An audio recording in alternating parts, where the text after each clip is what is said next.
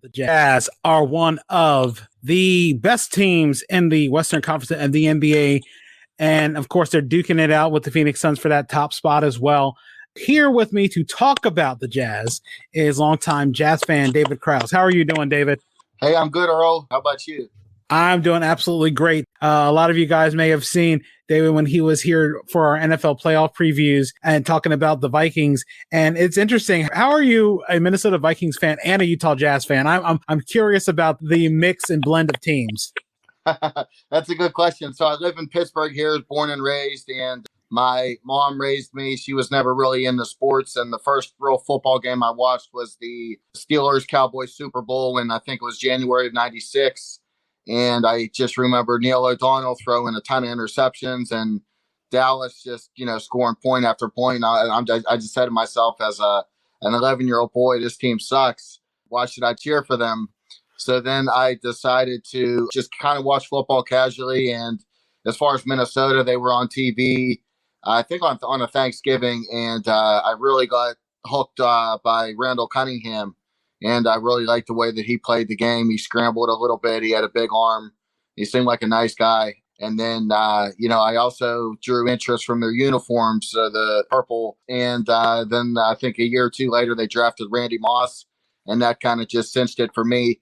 And then as far as Utah goes, so obviously Pittsburgh doesn't have a basketball team. But if they did, it's tough to say whether I would be a fan or not. But back in the 90s, basketball was my first love as far as sports and watching on TV. And it seems like, back in the mid 90s, the same 3 or 4 teams would be on TV regularly. They would have the Bulls on, I think, WGN, who had their own network. And then there was Channel 11, which all frequently showed Utah, the Seattle Supersonics, and the Houston Rockets.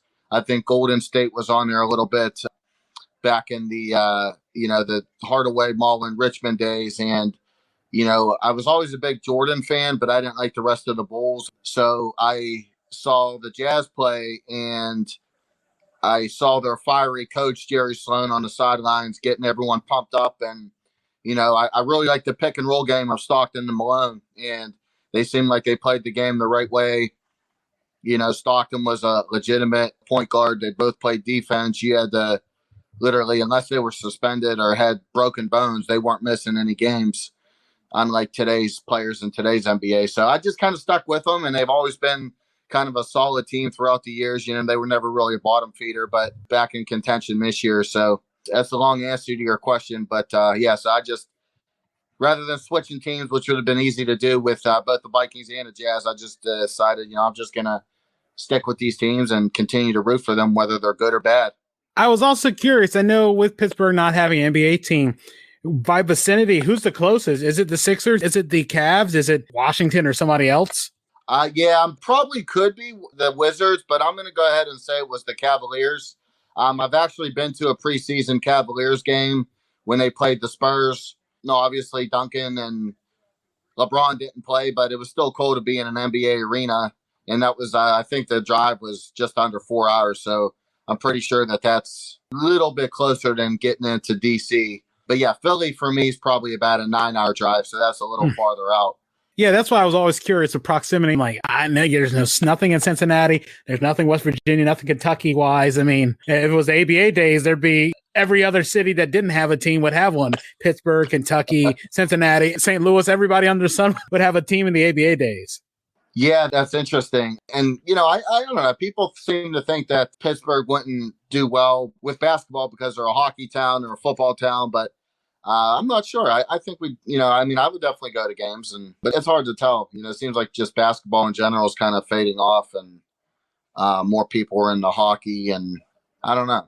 Yeah, I was definitely curious about that. Just by that, I was always wondering, who do Pittsburgh fans cheer for? But I'm glad you were able to break that down. One of the things I wanted to ask you about being a Jazz fan, what is your most memorable moment as a Jazz fan? So in terms of games, I probably have to go with the 1997 Western Conference Finals, Game 6 against the Rockets, in which it was tied at 100, and John Stockton, who scored the last 2 buckets for Utah, he gets the ball off a timeout, There's about 6 seconds left. He takes a dribble. Charles Barkley for Houston's charging at him. He pulls up from the top of the key there, 3-pointer, swish, nothing but net, like .2, or it might have been an end of regulation, but that sealed the deal for Utah, sent them to their first ever finals. And just that shot, that moment kind of sticks with me because for starters, that game, Utah was down double digits most of the game. And the last, I think they were down 10. They were down 10 or 12 points with just under 2.5 minutes to play. And I want to say they went on like a 17-2 run to close the distance. And then, like I said, Stockton hits that three. He does a leap, punches his fist in the air. Malone greets him, Hornacek and the rest of the teammates kind of swarm him. And obviously they ended up meeting Jordan and the Bulls in the finals. But it was a good finals. And yeah, that's probably the most memorable that kind of sticks in my head. I can think about the Greg Gumbel call when he makes that shot. He said John Stockton sends the Utah Jazz to the NBA Finals. And I'm thinking, man, that was iconic. That is probably the most iconic Jazz play. And I think about that one. And like I said before, all I do is hear Greg Gumbel's voice making the call on that play. I love Greg Gumbel. Going into the season, what were your expectations? I know the West always seems to be loaded, and it has been basically for the past 25 years. But going in, what were you expecting the Jazz to do? So I expected them to finish within the top 5 as far as records in the West. They were solid last year. They were up 3-1 on Denver and should have probably won that series, obviously. They did not have Bogdanovic, who is their second best scorer and probably best perimeter defender on the team. And he was not available last year in the playoffs. They have him this year, and with Mitchell out, he's kind of been consistent all year. I don't think he's missed a game this year, to be honest with you. And yeah, I just think that I had expectations, but I didn't really see them, as a top seed or, into the finals. But I definitely thought they would be right around where they were, if not a little bit better than where they were last year with Bogdanovic and the core roster that they had returning. What is the most unique piece of team-related memorabilia that you have? That's interesting because with football and baseball, I have some nice keepsakes, but with basketball and the limited space I have in my apartment, I wouldn't say I have a bunch of unique things. I have some nice sweatshirts and some nice jerseys, some old school jerseys. I have like 3 different Darren Williams jerseys, and I have a ton of Darren Williams and John Stockton basketball cards, but that would probably be it as far as memorabilia. Like I said, there's some pieces that I want, but I unfortunately just don't have the room here to store anything major. Was there a point during the season you knew that the Jazz were set to go make the playoffs? Yeah, probably pretty early. Like, they've been in first place basically all year. And I think with the exception of Phoenix overtaking them for a half a game for one day, they've been in first all the way through, since the season started. And I thought, okay, well, they're going to definitely make the playoffs. And it's just a matter of what their seeding is and who they match up with. But probably a month into the season, unless they started the season 0-20, I knew that they would, easily make the playoffs. See, in that case, there was no doubt at all that they were going to miss the playoffs. There was no concern they were going to miss. Not at all. If they were, I will tell you, like when Mitchell went down a little bit over a month ago, if they were in maybe the 7th seed at that time, my answer for you would be differently. But they really haven't missed too much with him, with Clarkson stepping up and like I said, Bogdanovic kind of, up in his game offensively to pick up the scoring slack for Mitchell not being there. So, yeah, the fact that they're still in first place, even with Conley, being in and out of the lineup with his hamstring, and he's elevated his play this year as well. So the fact that they're still in first place with those injuries is kind of remarkable. Who do you think the Jazz match up the best with in the Western Conference? Oh, that's a good question. I think they match up well with just about anybody, but I like their odds if they get Portland. I like their odds if they get Dallas. I like their odds if Golden State were to somehow make a surge. honestly, even Denver at this point. I know Jamal Murray's been a Utah killer in the past, especially in the postseason. But with him being out this year, if we ended up getting Denver, I'd be very confident with that matchup, especially if Mitchell's back. I mean, obviously the Joker's going to get his, but, I don't think that they have the overall team without Murray to compete with the Utah. So, yeah, I'd be very comfortable. Phoenix seemed like they had our number for the most part this year, but I even be comfortable with them. Looking at some of the teams you didn't mention, who worries you in the Western Conference? And I'm assuming the Lakers and the Clippers are at the top of that list. They're definitely at the top. Although with the Lakers, I think they're currently in the 7th seed. I'm not sure, like, if that stands and they end up getting like a Golden State in a 1-game series. I would not want to play Steph Curry in a 1-game series to advance, and I'm not certain LeBron or AD are going to be anywhere close to healthy.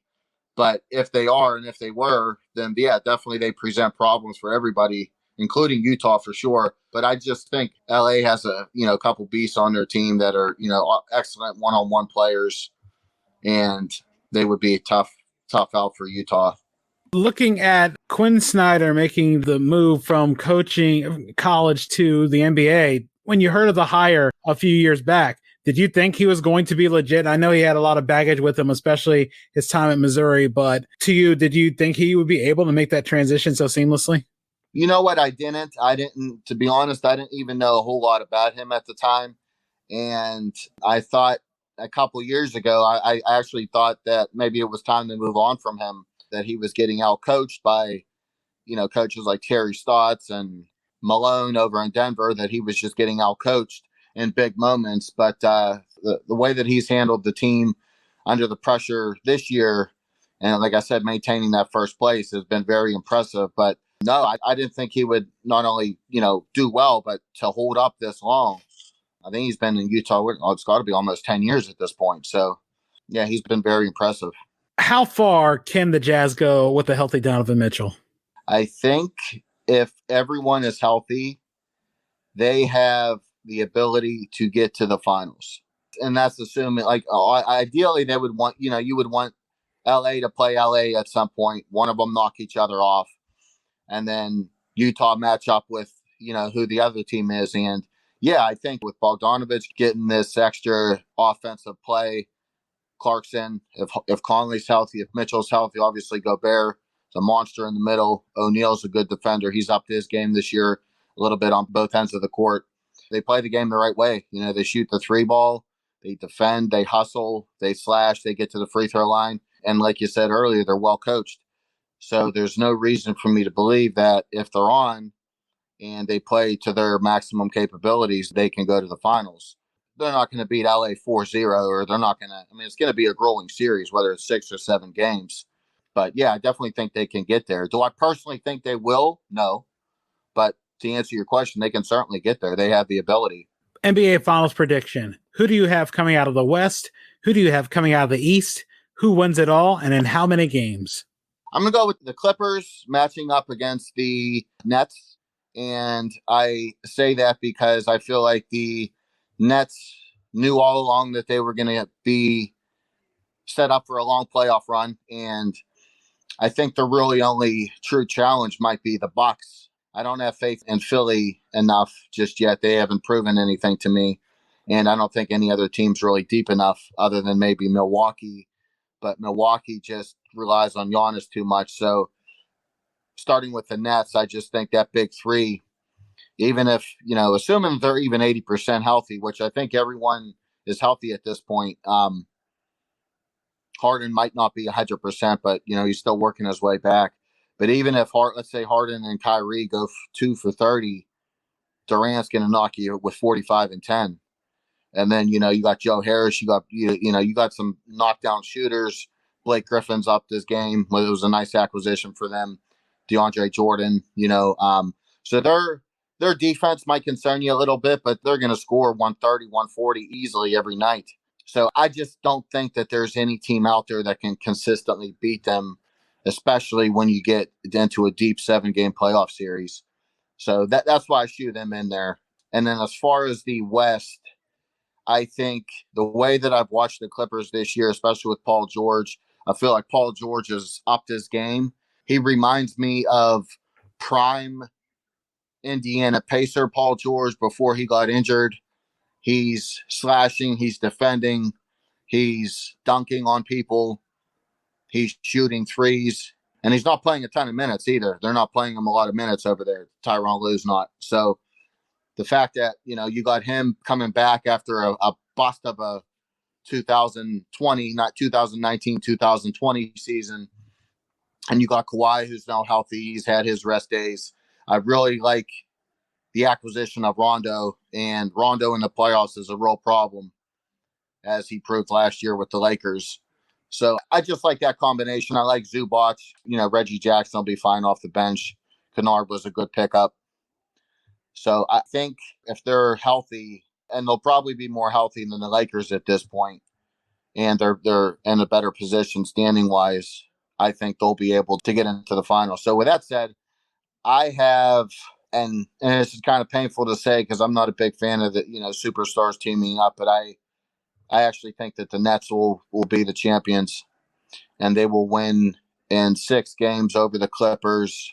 It'll definitely be a shootout series, and yeah, I just think that the Clippers have 2 superstars, Nets have 3, plus role players that are deadly shooters. So I think that they know that they disappointed last year, and they underachieved.